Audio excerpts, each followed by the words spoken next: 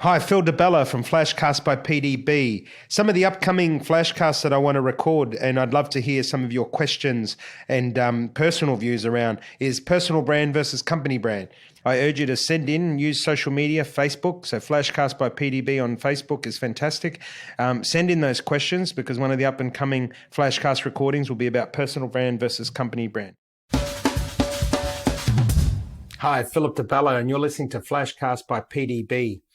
Today, I'm going to tackle a more personal topic around parenting when you have money or privileged kids. I have been asked this by 4 or 5 of our listeners that have put in and said, you've done very well for yourself.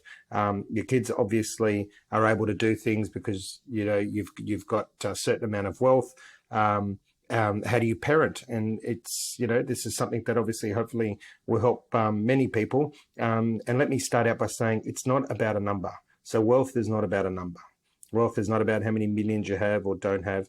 To me, money is a resource. So I'm going to say that right out from the front, that money has always been a resource. From a young kid, to me, what was important was to have enough money to do what I want when I want.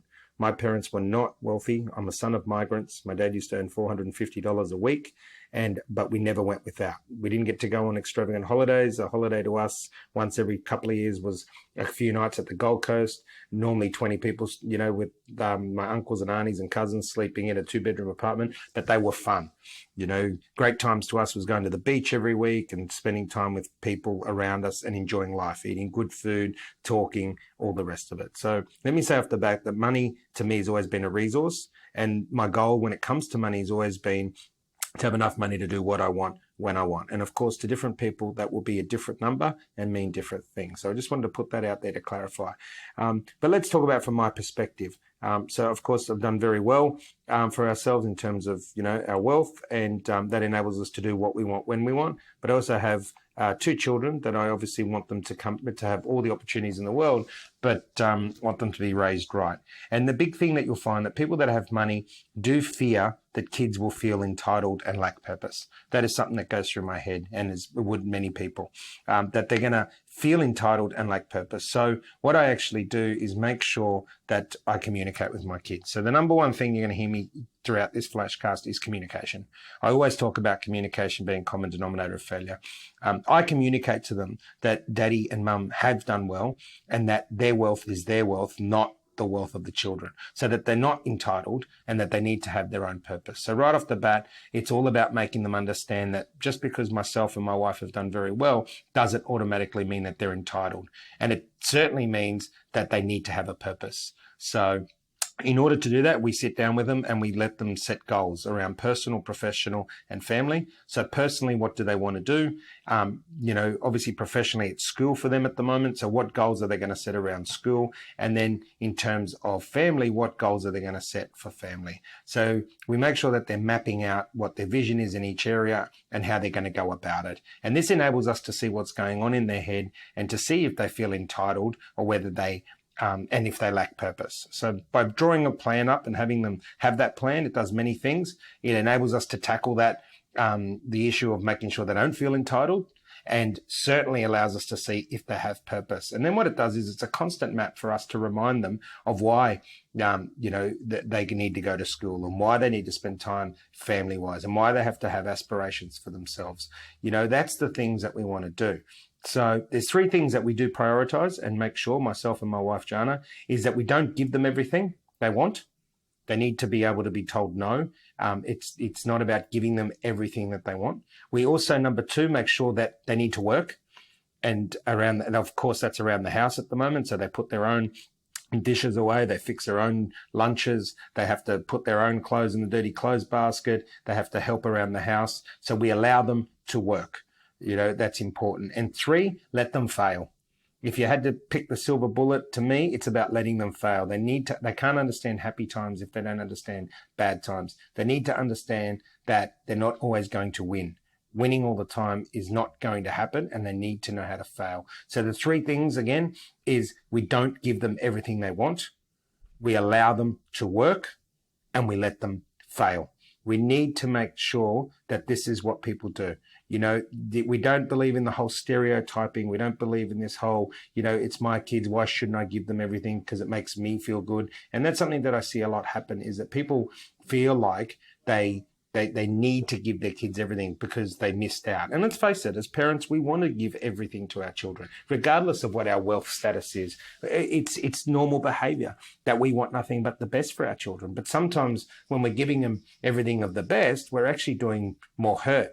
We're causing more harm than good. And sometimes we do need to show some of that tough love. And what I find works for me, and certainly my wife, she's a far better communicator than I am, is to keep communicating. So I sit in the car with my son and my daughter. We alternate who takes who to school, and we have a topic of the day.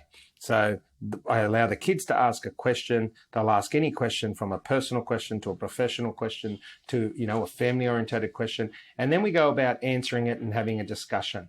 And I'm very, very conscious to make sure that I'm analyzing to see if to make sure they're not feeling entitled, and that they do have a plan, they have a purpose, that they feel they have a purpose on what they want to do and what they want to achieve in life. To me, that is so important. But if I'm not communicating with them, then I'm never going to know where they sit and where they believe. So communication is key. I really keep stressing that point, that communication is a common denominator of failure. And if you're not communicating, then you don't know what's happening. And you've got to remember that, as I keep saying, money is a resource. You want more money to do more things, then you need to go out there and do it. You need to allow your kids to work. You need to allow them to take control. You need to allow them to fail. If they don't fail, then they're not going to learn. And of course, that means that we need to really be custodians. One of the wisest thing I ever heard from an Indian Swami when I did a course in Melbourne a few years ago was that we don't own our children. Now, that's very hard for a parent to understand. We don't own our children. We're simply their custodian. We are there to look after them, nurture them, and surround them. And we're only part of their journey. So we want other people around them that are going to support them, help them. We want people around them that are going to teach them life's lessons, be there to support them if they fall, and encourage them when they need it. You need that orchestra around them. So, as parents, that's our job, and money is only part of it. So, coming back to it, when people say, how do you parent when you're wealthy? Well, it's no different. Money is a resource. It has got nothing to do. It just means that it enables you to do more things or different things, but it doesn't mean that it gives you a better quality of life. It doesn't mean that it helps you raise better kids. In actual fact, it can help you. It can cause more harm if you're not really conscious. And that's something that I find that I need to be, is I need to make sure that I'm constantly conscious that my children have a purpose, that they don't feel entitled, and that I'm constantly communicating.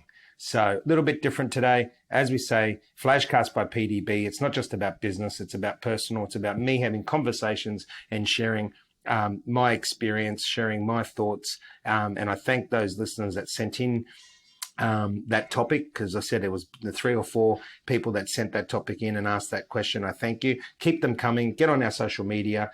Please share with your friends. Subscribe to Flashcast by PDB. And if you've got anything that you want me to answer, send it through. Thank you. Until next time, take care.